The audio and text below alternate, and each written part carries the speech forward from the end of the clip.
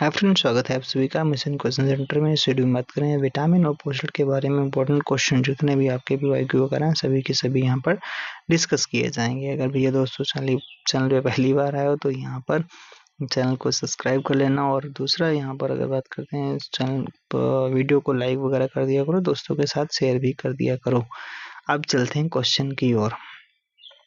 पहला सवाल देखते हैं। पहला सवाल कह रहा है कि कौन सा आहार मानव शरीर में नए ऊतकों की वृद्धि के लिए पोषक तत्व प्रदान करता है। कौन सा आहार मानव शरीर में नए ऊतकों की वृद्धि के लिए पोषक तत्व प्रदान करता है? तो पनीर जो होता है वो आपका प्रदान करता है। पनीर मानव शरीर में नए ऊतकों की वृद्धि के लिए पोषक तत्व प्रदान करता है। यह दूध से बना एक उत्पाद है जिसमें विभिन्न जीवाणु जैसे लैक्टोबैसिलस लैक्टिस तथा ल्यूकोनोस्टोसिट्रोवोरम द्वारा किण्वन कर तैयार किया जाता है। अगला सवाल है आपका प्रोबायोटिक खाद्य से संबंधित निम्नलिखित कथनों पर विचार कीजिए। प्रोबायोटिक खाद्य में सजीव जीवाणु विद्यमान होते हैं जो मानव के लिए लाभकारी होते हैं। सही है। प्रोबायोटिक खाद्य आंत्र फ्लोरा के अनुरक्षण में सहायता देता है। ये भी आपका सही है, तो दोनों आपके सही हो जाते हैं। प्रोबायोटिक खाद्य में मानव के लिए लाभकारी सजीव जीवाणु विद्यमान होते हैं। साथ ही प्रोबायोटिक खाद्य आंत्र फ्लोरा के अनुरक्षण में सहायक होता है। उल्लेखनीय है कि आंत्र फ्लोरा पाचन तंत्र में मौजूद अरबों जीवाणुओं को दी गई संज्ञा है। आंत्र फ्लोरा में लाभकारी एवं हानिकारक दोनों प्रकार के जीवाणु होते हैं। प्रोबायोटिक खाद्य के लाभकारी जीवाणु आंत्र फ्लोरा के हानिकारक जीवाणुओं के साथ संतुलन बनाने में सहायक सिद्ध होते हैं। अगला सवाल है प्रतिजैविकों यानी प्रोबायोटिक के संदर्भ में आपका बताना है। तो प्रजैविक ठीक है। तो यहाँ पर कह रहा है कि प्रजैविक जीवाणु और यीस्ट दोनों के बने होते हैं। सही है। प्रजैविकों में जीव खाए जाने वाले खाद्य में होते हैं किंतु वे नैसर्गिक रूप से हमारी आहार नली में नहीं पाए जाते हैं। गलत है। प्रजैविक दुग्ध शर्कराओं के पाचन में सहायक होते हैं। ये आपका सही पॉइंट है। तो 1 और 3 सही है। प्रजैविक ऐसे सूक्ष्म जीव हैं जिनका सेवन मानव शरीर हेतु लाभदायक होता है। प्रजैविकों में मुख्यतः जीवाणु यीस्ट सम्मिलित होते हैं। उल्लेखनीय है कि खाने के अलावा इन प्रजैविक का लेप भी मानव शरीर के हेतु लाभप्रद होता है। प्रजैविकों में पाए जाने वाले सूक्ष्म जीव नैसर्गिक रूप से हमारे शरीर के आंतरिक भागों में भी पाए जाते हैं, जिसमें आहार नली प्रमुख है। आहार नली में भी पाया जाता है। ये प्रजैविक दुग्ध में पाई जाने वाले लैक्टोज के हाइड्रोलिसिस को भी बढ़ाते हैं और इस तरह दुग्ध शर्कराओं के पाचन में सहायक सिद्ध होते हैं।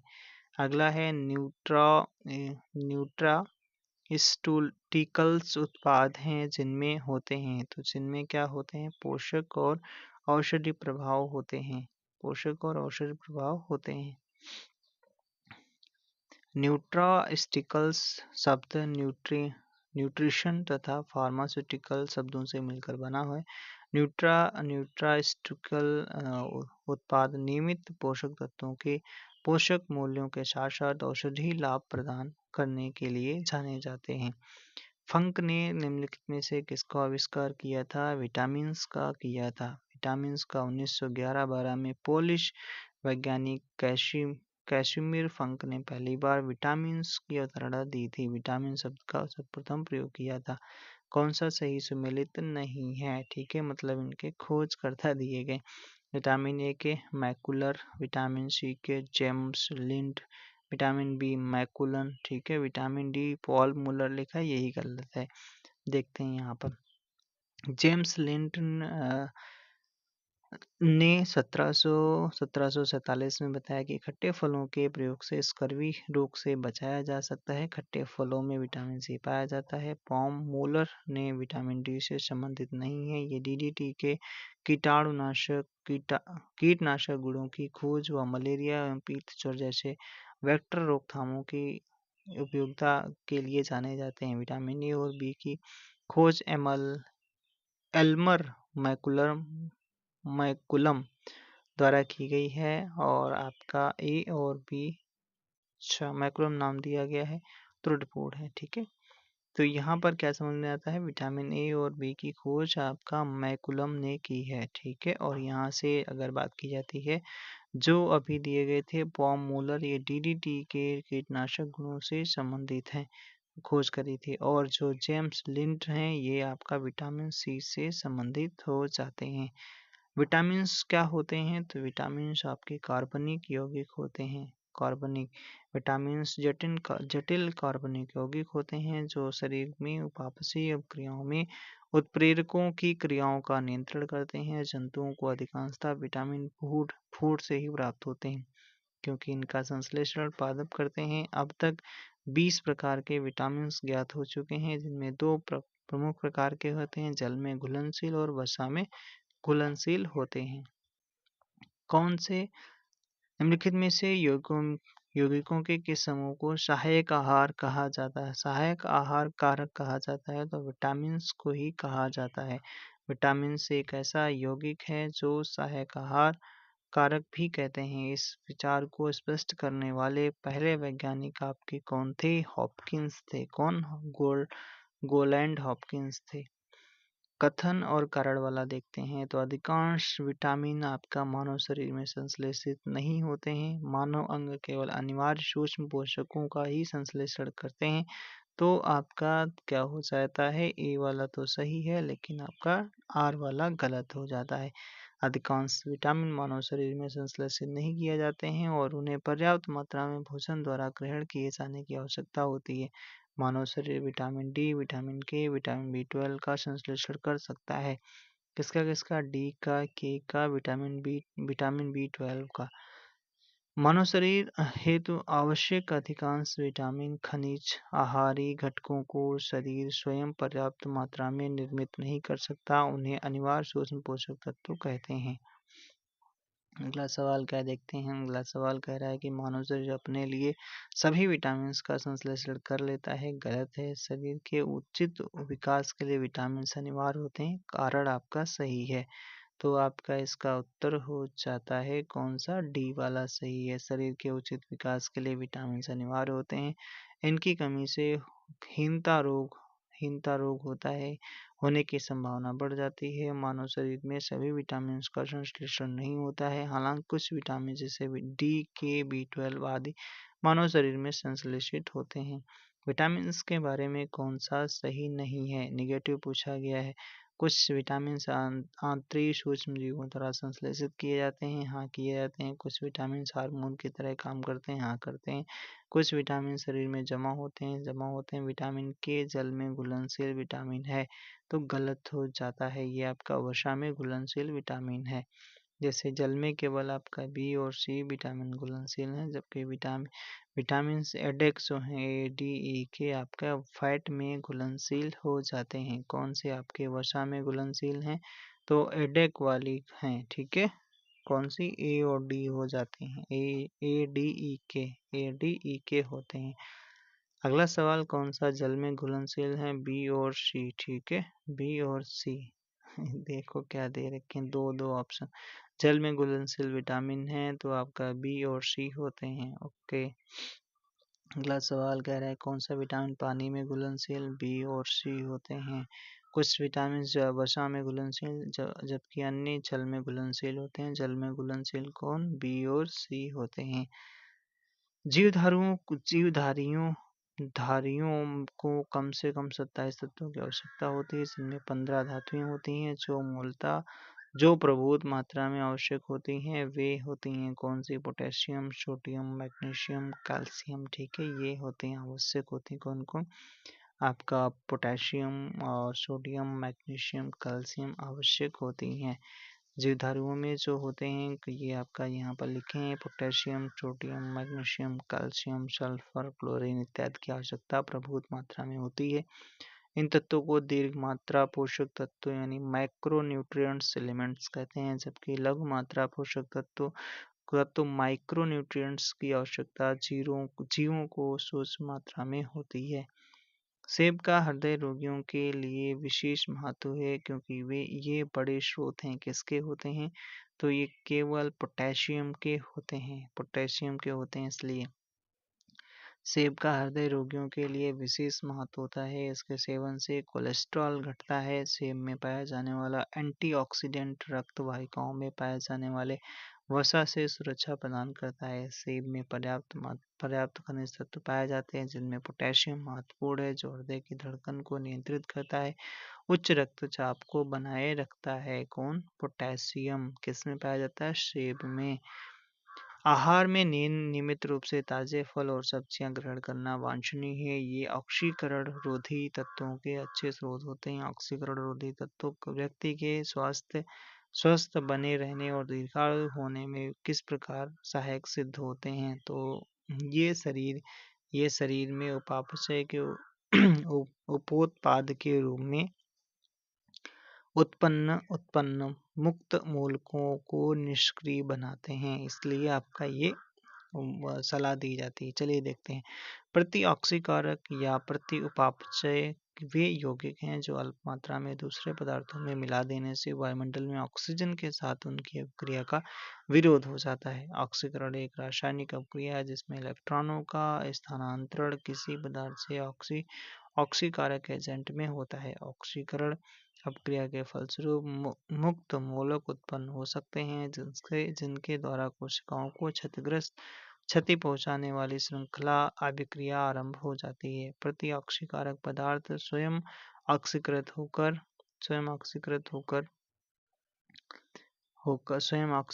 होकर कहाँ चला गया? हाँ, स्वयं ऑक्सीकृत होकर मुक्त मूलकों को निष्क्रिय कर कोशिकाओं में होने वाली इन श्रृंखला अभिक्रियाओं को रोक देते हैं। मानव तंत्र में प्रतिऑक्सीकारकों का कार्य क्या होता है? तो ये मुक्त मूलकों के प्रभाव से कोशिकाओं को बचाते हैं। सी वाला उत्तर सही हो जाता है। ऑक्सीकरण अभिक्रिया से मुक्त मूलक उत्पन्न होते हैं, जिनके द्वारा कोशिकाओं को क्षति पहुंचाने वाली श्रृंखला अभिक्रिया आरंभ हो जाती है। प्रति ऑक्सीकारक पदार्थ स्वयं इन मुक्त मूलकों से ऑक्सीकृत हो जाते हैं, जिससे श्रृंखला अभिक्रिया को तोड़ने में मदद मिलती है। अगला सवाल है, निम्नलिखित सब्जियों में सर्वाधिक विटामिन सी पाया जाता है। किसमें पाया जाता है? मिर्च में पाया जाता है। ठीक है, कुमड़े में, मूली में, मटर में। अच्छा, आगे बात करते हैं। विटामिन जो खट्टे फलों में पाया जाता है, चर्म को स्वस्थ रखने में जरूरी होता है, तो आपका विटामिन जो सी होता है खट्टे फलों में पाया जाता है। साइट्रिक एसिड पाया जाता है, जैसे नींबू, संतरा, आंवला इत्यादि में पाया जाता है। जल में घुलनशील एक विटामिन होता है जो कि चर्म को स्वस्थ रखने, दांतों के डेंटिन के निर्माण, कोलेजन तंतुओं के निर्माण इत्यादि में कार्य करता है। इस शरीर में इसकी कमी होने से स्कर्वी रोग हो जाता है। विटामिन सी का मुख्य स्रोत क्या होता है? तो आपका होता है कच्चे व ताजे फल होते हैं। दूध में मुख्य रूप से vitamin A, vitamin B12, vitamin D, vitamin के उपस्थित होते हैं। दालों में मुख्यतः प्रोटीन प्रचुर मात्रा में होती है। घी में फैट होती है। विटामिन सी खट्टे फलों में पाई जाती है। विटामिन सी का सबसे अच्छा स्रोत कौन सा? आंवला होता है। विटामिन सी का आपका रासायनिक नाम एस्कॉर्बिक एसिड होता है। सर्वाधिक आपका आंवला में पाया जाता है। खट्टे फलों जैसे नींबू, संतरा, मौसमी आदि में प्रचुर मात्रा में मिलता है। इसका प्रमुख कार्य ऊतकों में कोशिकाओं को परस्पर बांधे रखने वाले अंतर कोशिकाओं पदार्थ के मैट्रिक्स, कोलेजन तंतुओं तथा दांतों के डेंटिन के निर्माण में सहायक अवस्था में बनाए रखने का है। यह जल में घुलनशील होता है। इसकी कमी से शरीर में स्कर्वी रोग होता है, जिसके प्रभाव से घाव नहीं बढ़ते हैं। विटामिन सी का सबसे अच्छा स्रोत कौन सा है? आंवला होता है। कौन सा? आंवला होता है। सेब में क्या मिलेगा भैया? पोटेशियम मिलेगा सबसे ज्यादा। गाजर में विटामिन ए पाया जाता है। बीटा कैरोटीन पदार्थ होता है। विटामिन सी की मात्रा सर्वाधिक होती है, किसमें होती है? संतरा में होती है। विटामिन सी का रासायनिक नाम एस्कॉर्बिक एसिड होता है। ठीक है, विटामिन सी का सर्वाधिक प्रचुर स्रोत कौन सा? संतरा होता है। ठीक है, घाव भरने के लिए कौन सा जिम्मेदार? विटामिन सी जिम्मेदार होती है। किसके अवशोषण में विटामिन सी मदद करता है? तो आपका लौह के अवशोषण में विटामिन सी मदद करता है। कैल्शियम तथा मैग्नीशियम के साथ विटामिन डी ग्रहण करने पर यह विटामिन कैल्शियम, मैग्नीशियम, अन्य खनिजों के अवशोषण की दर में वृद्धि करता है। इस तरह विटामिन सी लौह अवशोषण में सहायक होता है। कौन सा शरीर में भंडारित नहीं किया जा सकता? बी और सी भंडारित नहीं किया जा सकता है।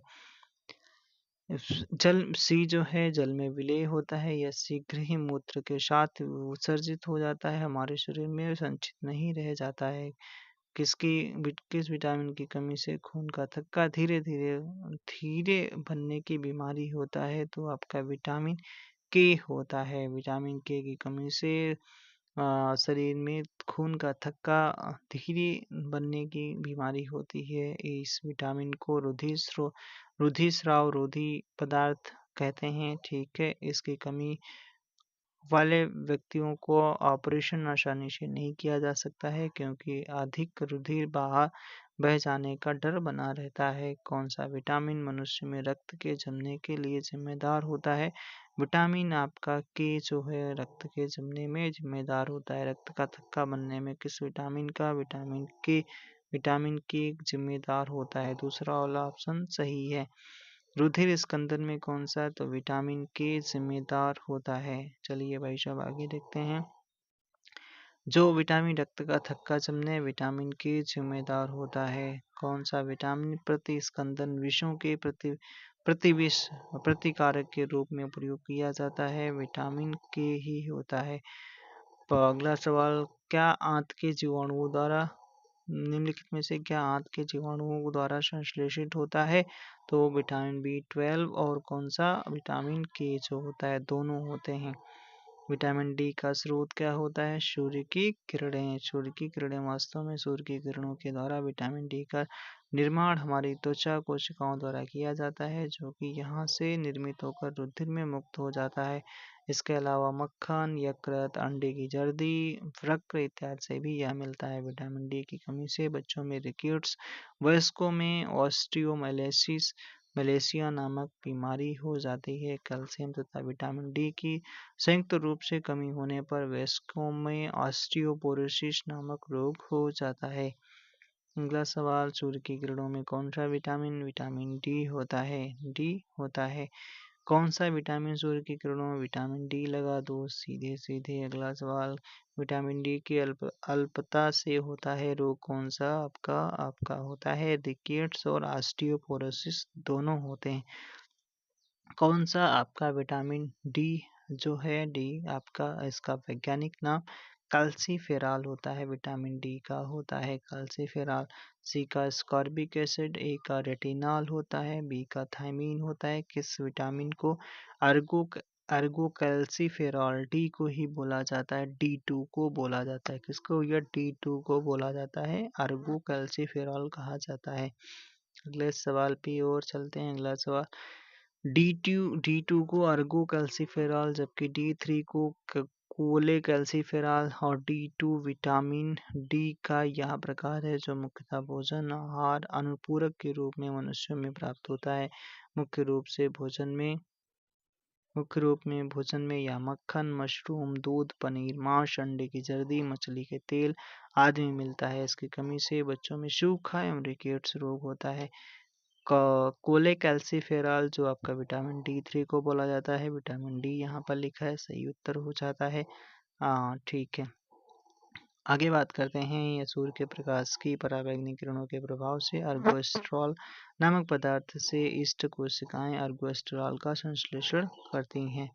निम्नलिखित में से किस विटामिन को हार्मोन विटामिन कहा जाता है? डी को ही कहा जाता है। विटामिन डी को हार्मोन विटामिन कहा जाता है। इसके सर्जन में कैल्सीफेरॉल पाया जाता है।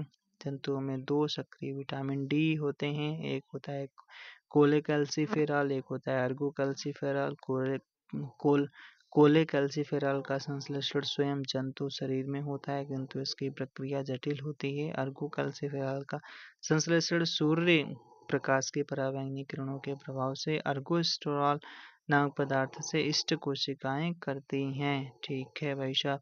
अब कह रहा है कौन सा सही सुमेलित नहीं है, तो नियासिन पेलाग्रा होता है, थायमीन बेरी रोग होता है, डी से सूखा रोग होता है, विटामिन के से ये भैया बंध्यापन नहीं होता है, विटामिन के से रुधिर का थक्का नहीं जमता है। ठीक है।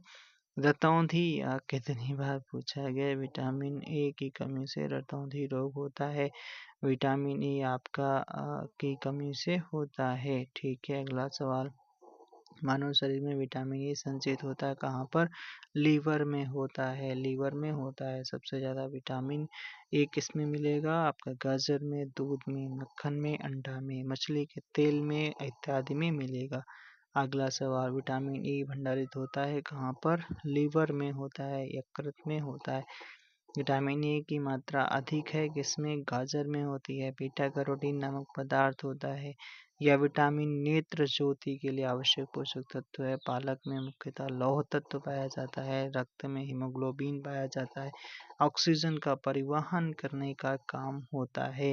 अगला सवाल, कौन सा एक विटामिन ए का प्रचुर स्रोत है? तो आपका इनमें से कौन सा हो जाता है? आम हो जाता है, इनमें से आम। विटामिन ई का महत्वपूर्ण स्रोत इनमें से कौन सा है? विटामिन ई का जो होता है गेहूं अंकुर का तेल। अच्छा।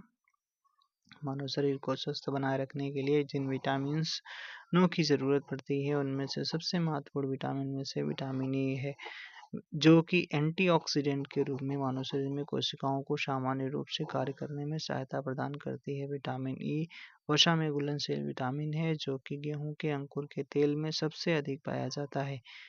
गेहूं के अंकुर के तेल में, अच्छा, यह इसका सबसे महत्वपूर्ण स्रोत है। विटामिन ई को बंध्यता रोधी कारक यानी कारक भी कहते हैं। ओके।